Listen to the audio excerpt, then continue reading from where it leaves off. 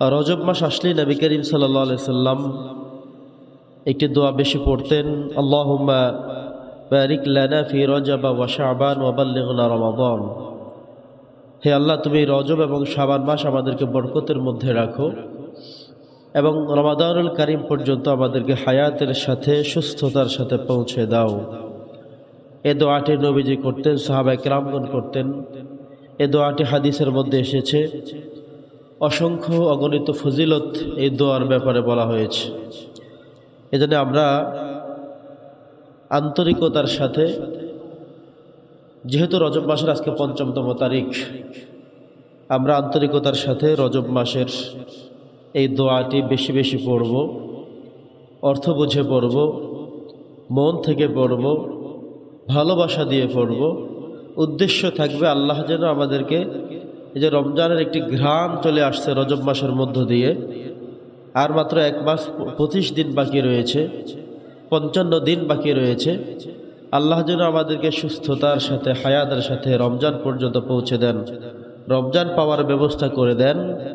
এই জন্যে আমাদেরকে মন থেকে দোয়া করতে হবে, হৃদয় থেকে দোয়া করতে হবে, আল্লাহর কাছে চাইতে হবে। প্রিয় সুধী, আজকে ২০২৫ সালের সর্বশেষ জুমাবার, আজকে হলো ২৬ তারিখ। আগামী জুমাবার আসতে আসতে এর মধ্যে ২ তারিখ হয়ে যাবে, থাকবে না এবছরের মধ্যে আর কোনো জুমা। এই জন্যে আজকের জুমা হলো এবছরের জন্য জুমাতুল বিদা, শেষ জুমা। সর্বশেষ জুমাতে আমরা আল্লাহর কাছে কি কি প্রার্থনা থাকা দরকার, কি কি অনুশোচনা আমাদের হওয়া প্রয়োজন, কোন কোন অনুভূতিগুলো আমাদের জাগ্রত হওয়া প্রয়োজন, আমরা মূলত আজকের জুমায় সে বিষয়গুলো নিয়ে অত্যন্ত গুরুত্বের সাথে আমরা কিছু গুরুত্বপূর্ণ কথা বলার সিদ্ধান্ত নিয়েছি। প্রিয় সুধী, সামিআইন, হাদিরিন, আমরা প্রত্যেকেই জানি যে আমাদের হায়াতকে আল্লাহ তাআলা একটা লিমিটেশন করে দিয়েছেন, একটি নির্ধারিত সময় পর্যন্ত ক্ষেপণ করে দিয়েছেন।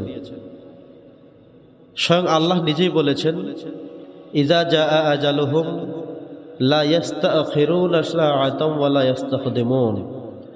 তোমাদের নির্ধারিত সময়টা একটা ফিক্সড করা, যখন সময় শেষ হয়ে যাবে এখান থেকে কোনো একটা সেকেন্ড, একটা মুহূর্ত আগেও রূহ কবজ করা হবে না, সামান্য কিছু সময় দিয়ে রূহ কবজটা পরে করা হবে, এটাও হবে না। লা ইস্তাখিরুনা সাআতাম ওয়া লা ইস্তাকদিমুন, আগেও করা হবে না, পরেও করা হবে না। তার মানে হলো আমাদের সময়টা ফিক্সড করা, কত বছর বয়সে, কততম মাসে, কততম দিনে, কোন সময়ে, কত মিনিটে, কত সেকেন্ডের সময় হযরতে আজরাইল আলাইহিস সালামের মাধ্যমে আল্লাহ তাআলা আমাদেরকে এই পৃথিবী থেকে বিদায় করাবেন। এটা সম্পূর্ণ ফিক্সড করা, লিখা, যার কারণে আমরা এর বাহিরে কোনো কিছুই করার সুযোগ নেই।